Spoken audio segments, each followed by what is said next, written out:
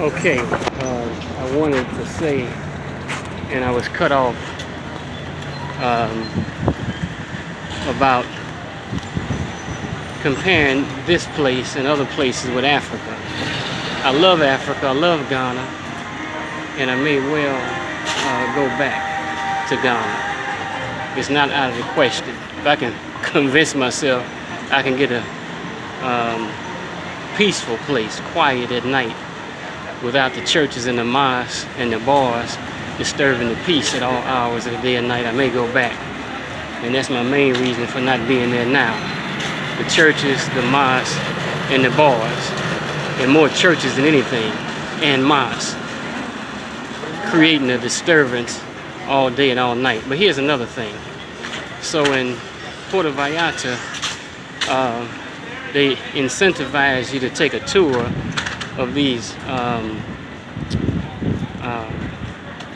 Airbnbs, but they're called it's not an Airbnb, it's like a what do you call it, place you rent out for 2 weeks out of the year, timeshare.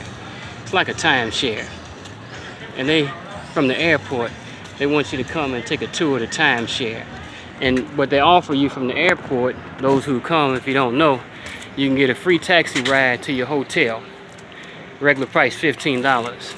But if you agree to do the Airbnb tour, you can get the taxi ride to the hotel for free. Plus, when you do the Airbnb tour, before you even do the tour and they hit you with the sales pitch, they give you a free breakfast. Villas, I think it's Velas Vallarta, the one I saw, Velas Vallarta.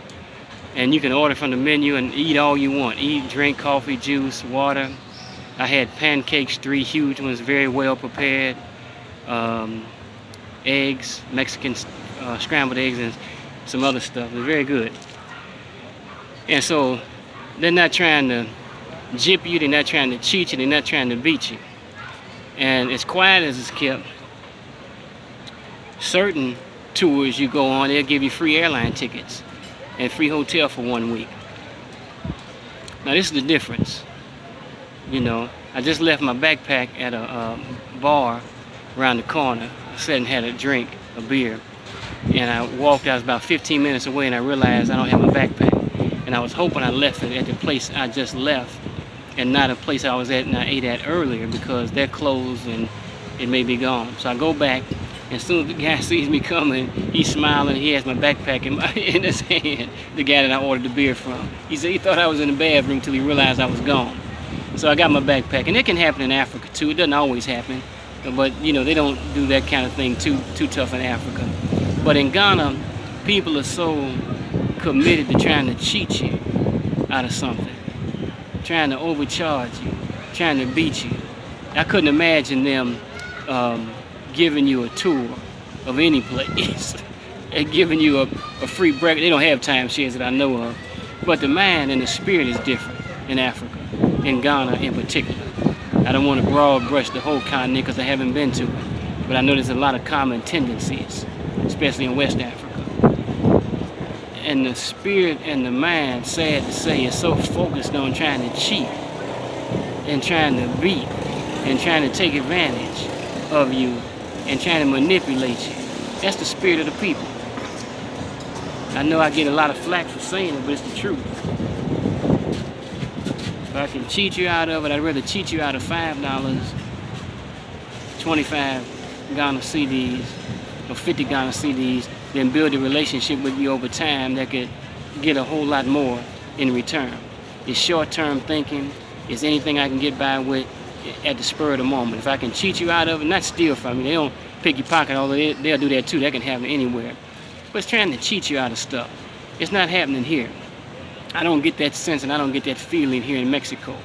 And I didn't get that in Malaysia, and I didn't get it in Thailand, and I don't know where else I've been. I didn't get it in East Africa, in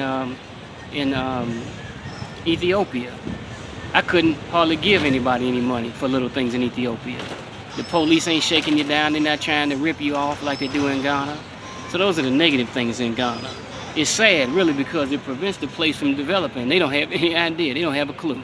It really they're shooting themselves in the foot with all that scandalous behavior on a daily basis that's pervasive through the society.